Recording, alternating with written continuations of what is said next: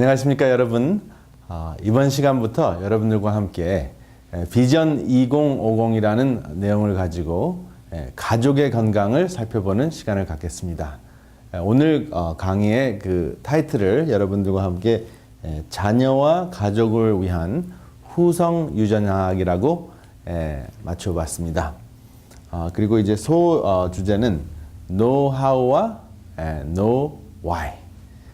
여러분 많은 경우에 Know How에 대해서는 흔히 듣는데요. Know Why에 대해서는 잘 이야기하지 않습니다. 제가 그것을 여러분들과 함께 말씀을 나누기 위해서 제가 질문을 좀 드리려고 합니다. 내가 100세까지 건강하게 살겠다 하는 것이 이것이 무엇일까? 이것이 목표입니까? 비전입니까? 내가 100세까지 건강하게 살겠다. 많은 경우에 목표와 비전을 구분을 하지 않죠. 그런데 사실 이 100세까지 건강하게 살겠다 하는 것은 목표입니다. 비전에 해당되는 말은 어떠한 말이 있을까요? 마지막까지 빛과 소금이 되겠다. 그러니까 100세까지 건강하게 사는 것은 그냥 단순한 목표입니다. 그런데 왜 내가 100세까지 건강하게 살고자 하느냐? 그 why, no why를 답하는 것이 바로 비전입니다. 그래서 여러분 이제 강의를 들으시면서 건강한 거 참 좋습니다. 그런데 왜 건강한지, 이 비전은 why에 대한 답을 해주는 것입니다. 그래서 왜 건강하게 100세까지 사셔야 되는지, 또 우리 가족이 왜 건강해야 하는지에 대해서 함께 생각하는 시간을 갖겠습니다. 그래서 목표는 know how라면 비전은 know why에 해당된다고 할 수 있겠습니다. 여기 그 포스터에 보면 여러 가지 그 말들이 있는데요. 비전 2050이라는 말이 있고요. 그 다음에 advanced라는 것이 있고, 도천지 장법이라는 것이 있고, 그 다음에 지신인 용엄, 이렇게 여러 가지 그 글들이 있는데 이 모든 것이 사실은 여기 advancement라고 했는데 사실은 이것이 영어의 atonement, 그렇죠? atonement라는 단어를 제가 이렇게 쪼개서 나누어서 쓴 것이죠. 근데 이 atonement라는 것은 사실은 신학적인 용어입니다. 그런데 이 신학적인 용어하고 advancement라는 개념으로 우리의 삶의 그 온전한 건강과 어떠한 관계가 있는지 함께 생각해 보겠습니다. 그리고 여기 또 도천지 장법이라는 말이 있는데 또 도대체 이것은 어떻게 연결이 되는가? 한번 같이 생각하면서 단순히 건강에 대한 정보만 얻는 것이 아니라 삶의 know why, 이것을 조금 더 다른 표현으로 하면은 방향이죠. 삶의 방향을 함께 생각해 보는 시간을 갖겠습니다. 여기 우리가 사진으로만 봐도 굉장히 신나는 장면이 있는데요. 우리 한국 사람과 그 다음에 네덜란드에서 오신 그 히딩크라는 코치가 어떻게 된 장면입니까? at one ment. 여기 하나가 된 장면입니다. at one ment죠. 이것을 atonement 하면은 좀 아주 굉장히 거창한 단어인데 속죄라는 표현입니다. 그래서 굉장히 이제 신학적인 표현이죠. 십자가에서 우리의 모든 죄가 사하지고 그 다음에 사실은 하나님과 하나가 된다 하는 그러한 그 신학적인 용어인데 하나님과 하나가 되면서 또 사람과 사람끼리 우리가 이웃을 사랑하면서 하나가 된다는 그러한 개념이 이 advancement 혹은 또 atonement에 있습니다. 그런데 현실적으로 우리가 다른 인종과 하나가 되는 모습을 이제 목격을 했잖아요. 같은 방향과 같은 목적을 이루었을 때 이제 하나가 된 모습입니다. 그래서 이분이 얼마나 큰 영향을 끼쳤는지 우리 한국 그 주민등록증도 이제 국민들이 선서한 그 내용이 여기 그림으로 사진으로 찍혔는데요. 이분의 한국 이름이 희동구라고 합니다. 재밌죠?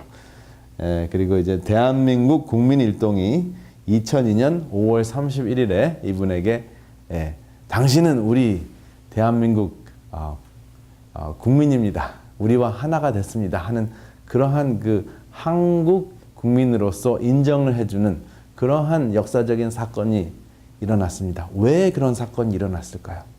하나가 됐기 때문에 그렇습니다. 그래서 우리는 정말 하나가 됐을 때 가장 행복하다는 것을 느낍니다. 내가 아무리 건강을 해도 건강하게 있어도 옆에 있는 사람과 하나가 되지 않고 일치감, 그 다음에 공동체가 이루어지지 않으면 군중 속의 외로움, 또 같이 살면서도 외로움, 스트레스 이러한 것을 늘 경험하면서 온전한 건강을 체험할 수 없게 됩니다. 그래서 단순히 그 신학적인 용어에서 끝나는 것이 아니라 우리의 삶의 온전한 건강을, 영육간의 건강을 좌우하는 것이 바로 이 하나됨입니다. 이 하나 됐을 때 우리 뇌 속에서 나오는 호르몬이 있는데 그 호르몬이 바로 옥시토신이라는 것입니다. 하나가 되었을 때 나옵니다. 엄마가 그 젖먹이 아이에게 젖을 먹였을 때 이 호르몬이 나옵니다. 그러면서 아이와 그 엄마가 한 몸이 되는 것입니다. 그래서 이 옥시토신은 처음에 발견됐을 때 이것은 모유가 나오게 하는 호르몬이다. 그 정도 알게 되었습니다. 그리고 조금 더 이제 연구를 하니까 아이를 낳을 때 또 이 호르몬이 나와서 아이가 자궁에서 바깥으로 나올 수 있게 자궁을 수축해주는 역할을 하는 것이 바로 또 이 옥시토신이었습니다. 그래서 이 옥시토신은 모유 수유할 수 있게 모유를 나오게 하는 역할, 그 다음에 새로운 생명이 출생할 수 있게 해주는 호르몬이었습니다. 그래서 굉장히 생명과 밀접한 그런 그 호르몬인데 또 이러한 그 생명적인 그러한 관계를 통해서 하나가 됐을 때, 그렇죠?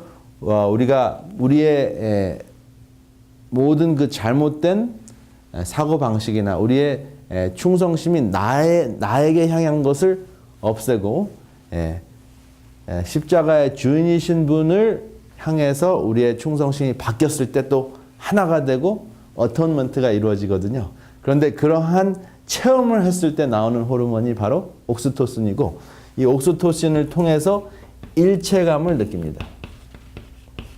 이 일체감을 느꼈을 때 우리 사람은 가장 행복함을 느낀다는 것이 확인이 됐어요. 그래서 제가 이제 간단하게 이 어토먼트를 이제 설명을 드리면서 제 건강 강의를 시작합니다. 근데 이 네덜란드의 그 히딩크를 소개하면서 네덜란드에 또 역사적인 사건이 일어났던 것을 또 한번 소개해 드립니다.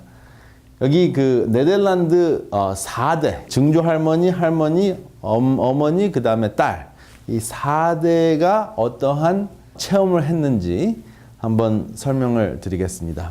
네덜란드 분들인데요. 일대에서는 이 할머니가 기근 당시에 임신을 해서 이대 그 할머니를 낳았습니다. 증조 할머니가 할머니를 낳았어요. 근데 이 할머니는 유방암에 걸렸어요.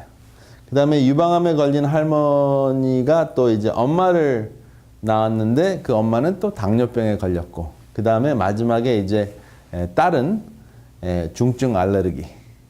그래서 4대가 이렇게 한 배를 탄 그러한 현상이 일어났습니다. 이 기근 당시에 임신을 했을 때 어떤 변화가 일어났길래 대대손손 이러한 문제가 생겼는가? 굉장히 그 과학자들은 궁금했습니다. 왜냐하면 이러한 현상들이 굉장히 많이 일어나는 것이 발견이 됐거든요.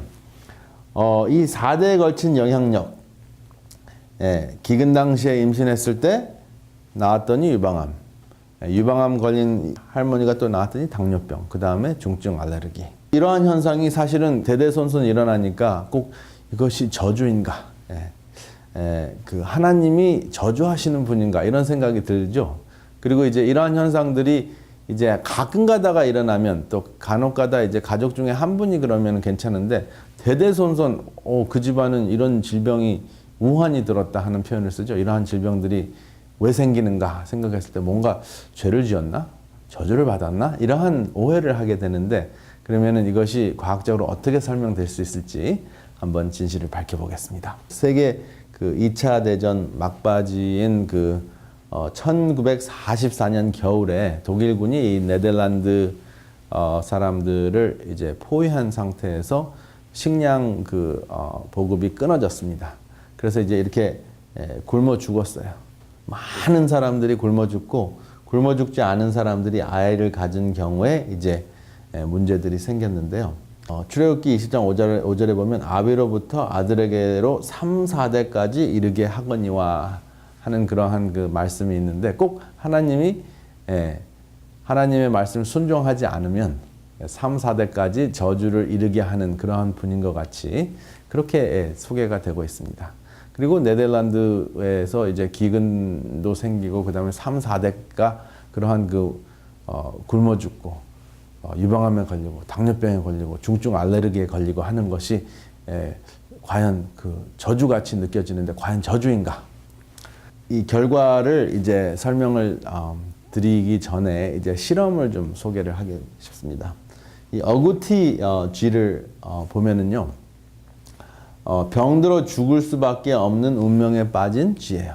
여기 보면은 털도 이렇게 주황색이고 굉장히 비만증이 심한 쥐인데요. 이 쥐는 태어나는 순간서부터 비만, 그다음에 관절염, 그리고 심장병, 그리고 고혈압 중풍, 그리고 당뇨병, 또 암, 그다음에 우울증, 이렇게 최소한도 7가지, 8가지 질병으로 죽을 수밖에 없는 운명입니다.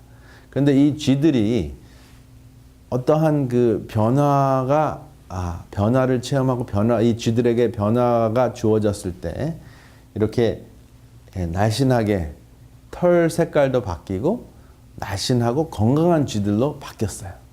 쥐를 낳기 전에, 교미 전에, 잉태하기 전에 3일 동안 비트와 마늘과 양파를 먹게 했더니 쥐들이 날씬하고 질병이 없는 쥐들로 바뀌었다 하는 그러한 과학적인 사실을 확인할 수 있게 됐습니다.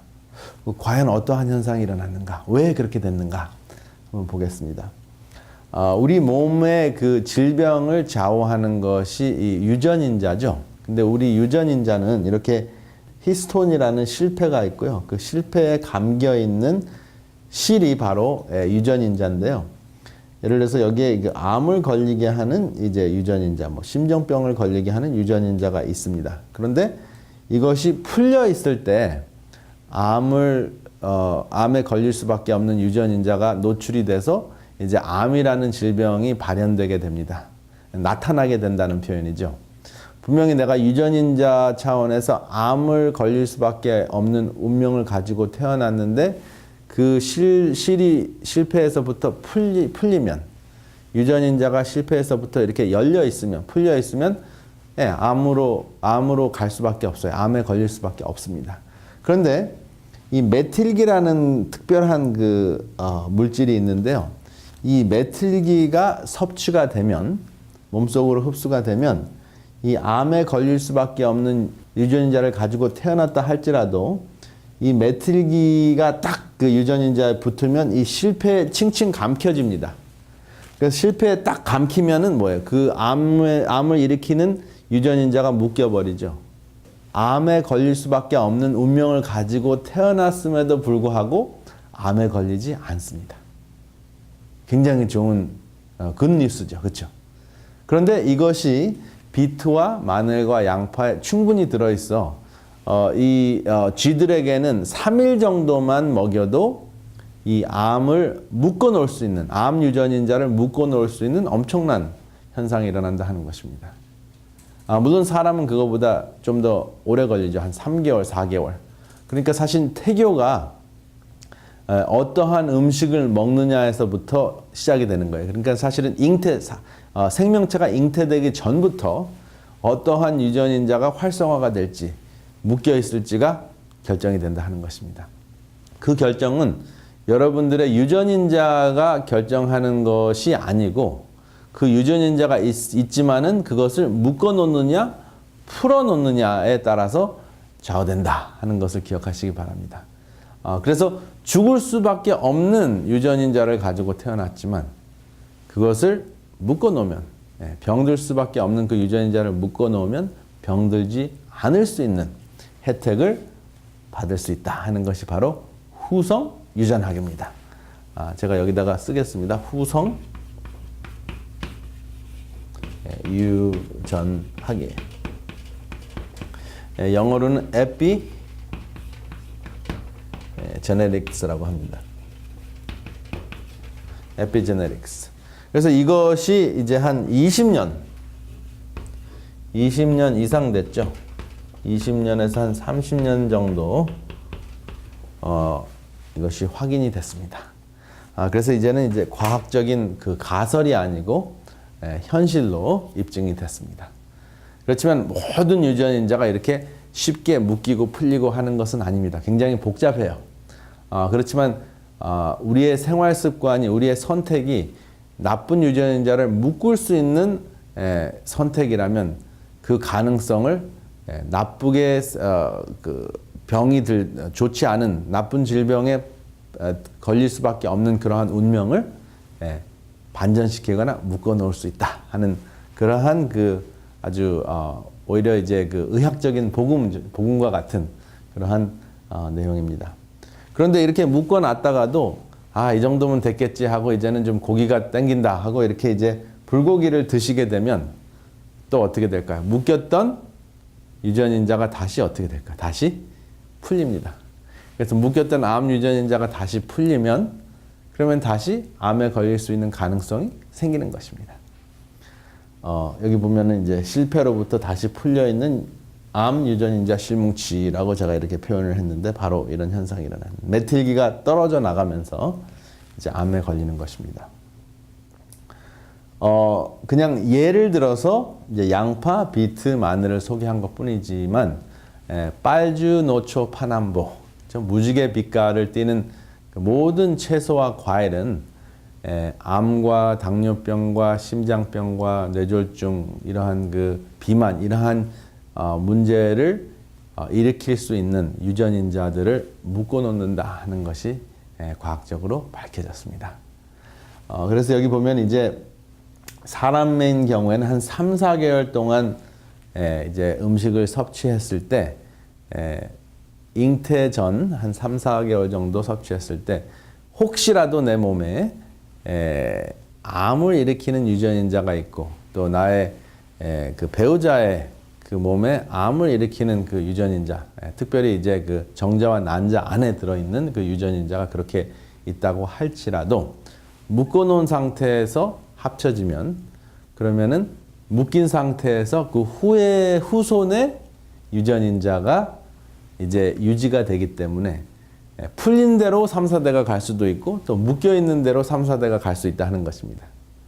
그래서 이러한 문제들을 여러분들의 선택에 의해서 특별히 이제 오늘 말씀드린 것은 이제 지금까지 말씀드린 것은 여러분들의 식생활에 의해서 여러분들의 유전인자가 여러분 스스로 사시는 그 삶에만 적용되는 것이 아니라 그 다음 세대 또 거의 3, 4대까지 영향을 미친다 하는 것입니다. 그래서 하나님께서 저주하신 것이 아니라 좋지 않은 환경에서 살 수밖에 없었다면 그러한 자연적인 결과가 일어난다 하는 것을 그냥 하나님께서 창조주이시니까 책임져 주시는 거죠. 내가 그렇게 만들어 놓고 그것이 생명의 법칙이다. 또 질병을 걸리게 하는 기전이다 하는 그 표현을 3, 4대까지 이른다라는 표현으로 쓰신 것입니다. 그래서 하나님께서 주도적으로 또 일부러 그 병을 주어서 벌을 내리시는 것이 아니라 그 환경의 자연스러운 그 결과를 그렇게 표현하셨다고 생각하시면 이제 하나님께서 그렇게 무섭거나 벌을 주시는 하나님이 아니다 하는 것을 알 수가 있습니다.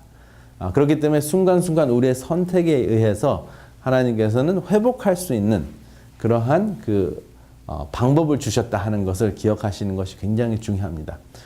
이렇게 뭐 당뇨병이나 고혈압이나 당장 그 생명에 지장이 없는 병은 이런 이야기를 드려도 그렇게 큰 마음에 와닿지 않으실 수도 있어요. 뭐 그거 대수롭지 않은 병인데 라고 생각하실 수 있는데, 내가 당장 죽을 병에 걸렸다, 암에 걸렸다 그러면 내가 저주를 받았나 하는 생각이 들 수밖에 없습니다. 그리고 주위에 굉장히 가까운 가족들이 많이 이제 아프게 되면 또 우리 집안에 우환이 들었나 라고 또 생각하실 수가 있습니다. 그렇지만 그런 것이 아니라 어떠한 그 과거의 경험에 의해서 또 과거의 그 선택 때문에 이것이 자연스럽게 내려오는 결과이다 라고 이해해 주시기 바랍니다. 이렇게 이제 메틸기가 듬뿍 들어있는 비트 요리를 이제 잠깐 소개를 드리면, 이 비트를 이제 오븐에다가 이제 마늘과 그 다음에 팽이버섯도 굉장히 좋은 항산화제가 들어있는데요. 함께 이제 구워서 여러분들이 드실 수 있는, 아주 맛있게 드실 수 있는 그런 것을 소개를 드립니다. 그래서 비트를 이제 어떻게 선택을 하시는가 하는 것을 잠깐 화면을 통해서 보여드리는데요. 작거나 중간 크기를 구하시는 게 좋고요. 단단하고 부드럽고, 그 다음에 색깔이 진하고 잎이 푸른 것을 이제 선택을 하시고요. 점이 있거나 멍들었거나 시들어 있는 것은 당연히 이제 선택하시지 마시고, 줄기를 약 2인치 남기시고 씻지 마시고 흙 묻은 채 공기를 빼고 냉장고에 뿌리채 이제 3주 정도 이제 문제 없이 이제 저장하실 수 있고, 그 다음에 잎새인 경우에는 이제 3일 정도. 그러니까 뿌리 이제 이 사탕무 이 뿌리는 비트 3주까지 괜찮고요. 그 다음에 잎새는 한 3일 정도 내에 여러분들이 요리를 해서 드시는 것이 가장 그 영양소를 파괴하지 않고 항산화제를 섭취하는 그런 방법입니다. 그 다음에 생 비트는 얼리지 말고, 그 다음에 익힌 비트는 얼려도 괜찮습니다 하는 것입니다. 여기 이제 영어로 나와 있는데요. 미디움 사이즈, 중간치 그 사이즈의 비트를 1 테이블스푼 올리브 오일과 코셔 솔트, 코셔 솔트라는 게 있거든요. 마켓에 가면 요렇게 요것만 딱 있어서 요것만 가지고도 아주 좋은 요리를 만드실 수 있습니다. 그래서 껍질째 오븐에다 375도 정도, 1시간 반 정도, 스팀을 했을 경우는 한 15분 정도 하시면 되겠습니다. 운명을 바꾸는 비트, 이제 비트를 권장하기 위해서 이렇게 말씀을 드립니다. 그래서 이제 비트만 또 드시지 말고요. 빨주노초 파남보가 있는 모든 우리가 색깔로 보이는, 천연 색깔로 보이는 모든 것은 이러한 효과가 있다 하는 것을 기억하시기 바랍니다. 특별히 이제 대장암을 걸리게 하는 유전인자를 잠재우는 메틸기가 풍부하게 들어있고요. 세포를 재생하는 엽산이 들어있고, 각종 암을 싸우는 베타사이닌이라는 물질이 또 들어있고요. 비타민 A, C, 마그네슘, 칼슘, 철분, 그 다음 인이 들어있고, 그 다음 혈전을 막아주는, 또 혈관을 열어주는 그런 역할을 하고요. 장, 간, 담낭을 깨끗하게 세척해주는 역할을 하고요.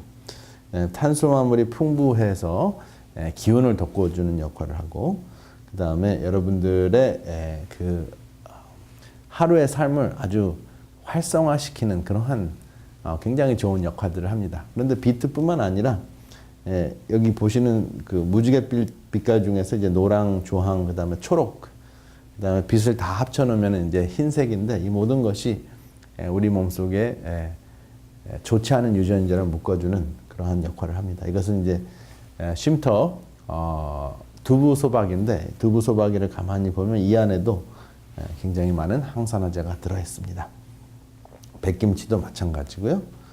그래서 이제 이러한 유전인자가 우리의 선택에 의해서 묶일 수도 있고 풀릴 수도 있다 하는 분야가 바로 후성 유전학인데, 생리학적인 법칙이 사실은 영적인 법칙과 아주 밀접한 관계가 있고 정확하게 아우러진다 하는 것을 보실 수가 있습니다.